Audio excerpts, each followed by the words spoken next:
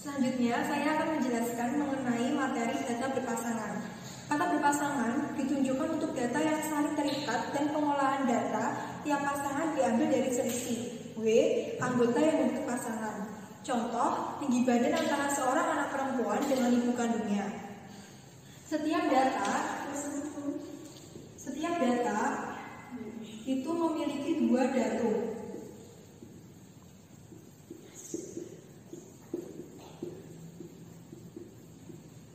Setiap data itu memiliki dua datu.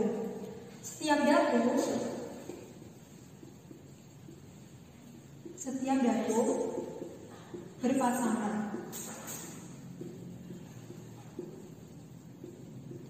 Maksudnya setiap datu berpasangan itu contohnya kayak tadi, tinggi badan antara seorang anak perempuan dengan ibu kandungnya. Lalu contoh yang lain, jika dalam dunia pendidikan misal ingin mencari sampel, misal mengadakan penelitian sampel berpasangan. Contohnya siswa A dengan siswa B, siswa A dengan siswa B, siswa C dengan siswa D, siswa E dengan siswa F. Nah, dari semua siswa ini diadakan treatment. Nah, dalam melakukan treatment itu mereka selalu berpasangan. Tapi nanti pada saat diadakannya tes, mereka akan mengerjakan sendiri-sendiri. Nah, kesimpulannya, tiap individu memberikan data sendiri-sendiri. Nah, dari sini, dari data tersebut digunakan untuk mencari rata-rata. Selanjutnya, saya akan menjelaskan mengenai hipotesis. Hipotesis ada dua poin. Yang pertama, hipotesis untuk uji dua arah, yaitu ada H0 jika μ W sama dengan 0. H alternatif jika μ W tidak sama dengan 0. Poin kedua, hipotesis untuk uji satu arah. H0 jika μ W sama dengan 0, H alternatif jika μ W lebih kecil daripada 0, atau H0 jika μ W lebih besar sama dengan 0, H alternatif jika μ W lebih kecil 0, atau H0 jika μ W sama dengan 0, H alternatif jika μ W lebih besar dari 0, atau H0 jika μ W kurang dari 0, H alternatif jika μ W lebih besar dari 0. Yang kedua, saya akan menjelaskan mengenai tingkat kepercayaan atau tingkat signifikan. Tingkat kepercayaan yang sering digunakan dalam pengujian statistik adalah 95% atau 1 dikurangi tingkat signifikan sama dengan 0,95. Tingkat kepercayaan bisa dikurangi sesuai dengan jenis penelitian yang dilakukan, misalnya 90%. Selain itu, juga bisa diperbesar jika menginginkan tingkat ketelitian yang lebih tinggi, misalnya menjadi 99%. Jika disebutkan bahwa tingkat kepercayaan yang digunakan adalah 95% atau 1 dikurangi tingkat signifikan sama dengan 0,95, maka tingkat signifikasinya adalah 5%. Yang ketiga, saya akan menjelaskan mengenai statistik uji. Statistik uji itu mempunyai rumus T. T itu statistik uji sama dengan W, ini tuh sama dengan Weber. Weber itu sama dengan rata-rata W. Weber itu sama dengan rata-rata W. Terus per SW. SW itu simpangan W per akar N. Akar N itu banyaknya sampel. Sama dengan Weber dikali, atau bisa juga rumusnya Weber dikali akar N per Sn. Selanjutnya saya akan menjelaskan mengenai daerah kritis. Daerah kritis itu ada beberapa poin. Yang pertama, T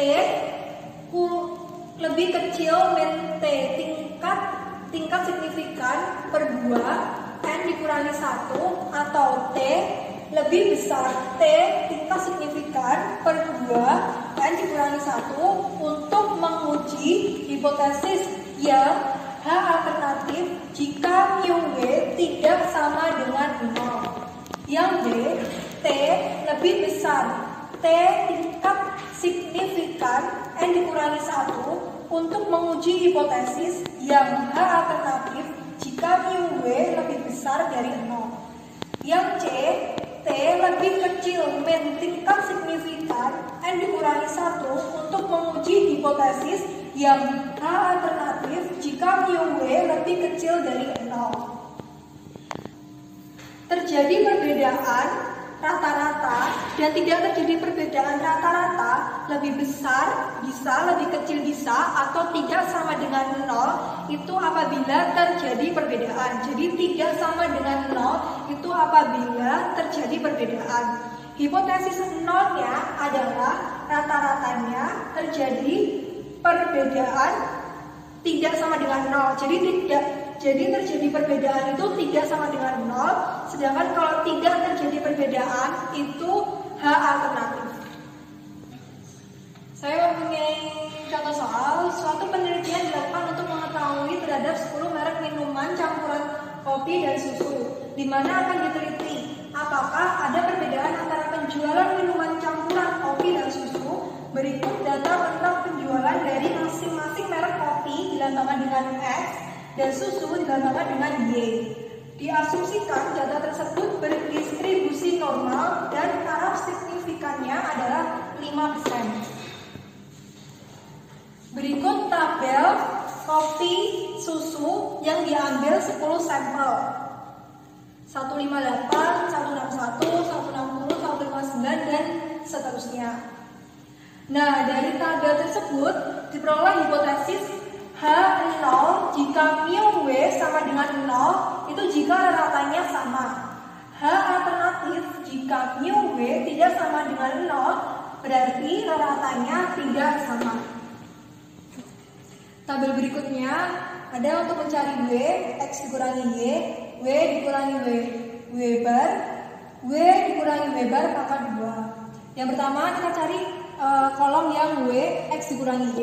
Jadi 158 dikurangi 161 itu sama dengan min 3. 160 kurang 159 itu sama dengan 1, 4. Setelah dihitung semua, W, X dikurangi Y, nanti akan dijumlah, itu hasilnya 8. Nah, untuk mengisi kolom keempat, itu kita harus mencari W barnya dulu atau rata-ratanya.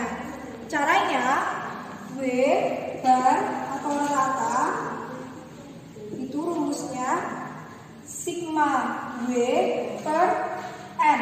N itu sama dengan banyaknya sampel, sama dengan jumlahnya tadi ada 8 dibagi sampelnya 10 sama dengan 0,8.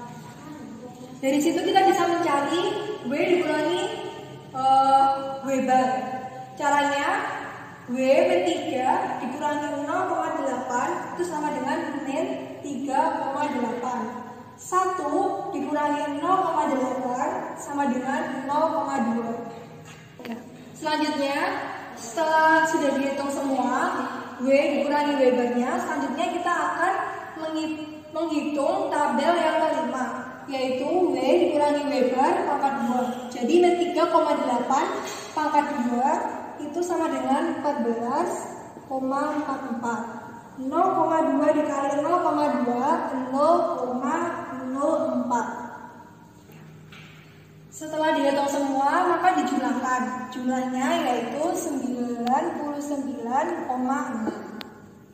Selanjutnya, tadi kan sampelnya ada 10.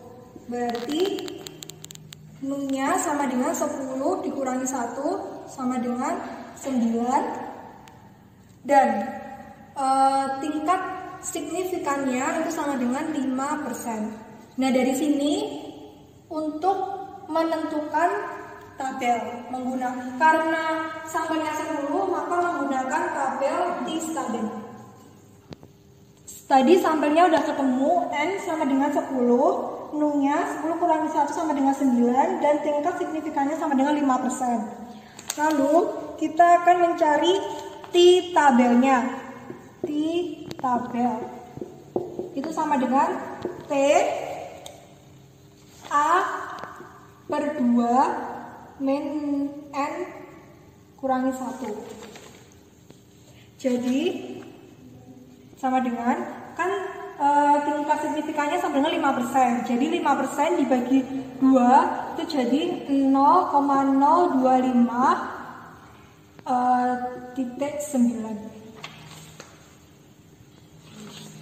Nah, dari tabel ini kita cari derajat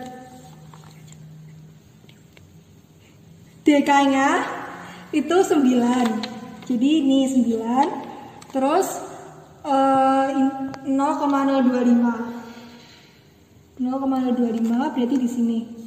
Berarti ketemunya sama dengan min 2,62. Dari hasil tabel tadi kan didapat min 2,62.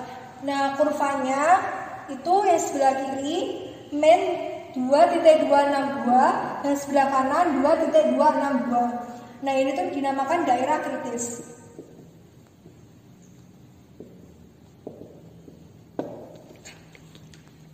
Kemudian kita akan menentukan T hitung. W bar sama dengan W per N sama dengan 8 per 10 sama dengan 0,8. Kemudian cari varian S W pangkat 2 sama dengan sigma N I sama dengan 1 W dikurangi W bar pangkat 2 per N dikurangi 1.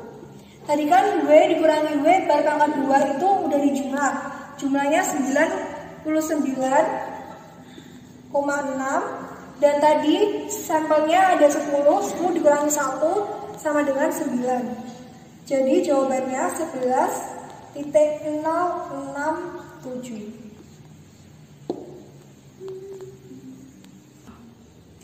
Selanjutnya mencari simpangan baku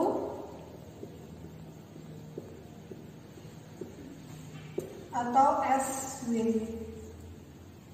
Rumusnya akar S kuadrat W sama dengan, tadi kan udah ketemu 11,067. Di akar 11,067 sama dengan 3,327. Jadi T hitungnya sama dengan W bar per SN atau simpangan sampel per akar N sama dengan W barnya tadi 0,8 per 3,327 per akar N tadi jumlah sampelnya akar 10. Jawabannya 0,762. Dan dapat disimpulkan bahwa T hitung itu lebih kecil daripada T tabel sisi kanan, atau T hitung lebih besar dari T tabel sisi kiri. Jadi diterima H0, yakni tidak ada perbedaan ratanya.